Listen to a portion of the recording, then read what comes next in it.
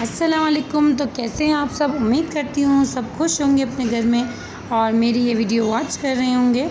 تو سب سے پہلے آج میں آپ کو بتا رہی ہوں کہ میں نے جو آج ریسیپی ٹرائی کرنی ہے وہ ہے خراب دودھ سے ہم اس کا ایک میٹھا تیار کریں گے۔ اور اس کے لیے ہم نے چاول کا آٹا لے لیا ہے، یہ تقریباً 1 سے 1.5 چمچ آپ چاول کا آٹا جو ہے استعمال کر سکتے ہیں۔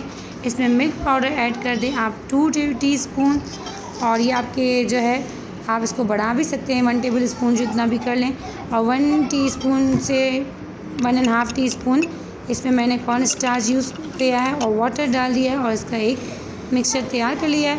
یہاں جو ہمارا دودھ ہے، جو ہمارا دودھ خراب ہو چکا ہے وہ پک کے اور کم ہو گیا۔ اب اس میں بالکل کم سا پانی رہ گیا ہے، تقریباً یہ 15 سے 20 منٹ تک جو ہے پک رہا تھا اور بہت کم اس میں پانی رہ گیا۔ اس میں نے ایڈ کرنا ہے یہ سارا پیسٹ اور اس کے بعد اسے مکس کرنا ہے، بہت اچھی طریقے سے اسے پکانا ہے۔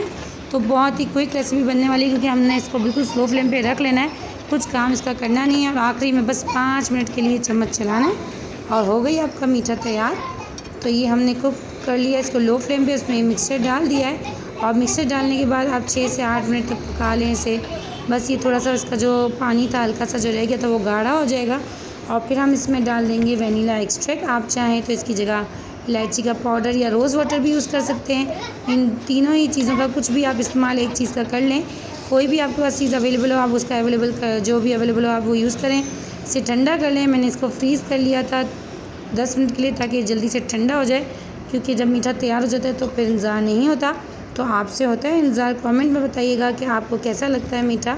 تو یہ ہم نے جو ہے پیالی میں سرو کر لیا ہے، سنگل جو ہے ہم نے 4 باؤل ہمارے تیار ہو گئے، اور اس میں نے کھوپرا ایڈ کر دیا ہے، اور یہ ہماری جو ہے تیار ہو گئی۔ اگر آپ کو پسند ہے میری ریسیپی تو سبسکرائب کیجیے گا میرے چینل کو، اور لائک کیجیے گا، شیئر کیجیے گا۔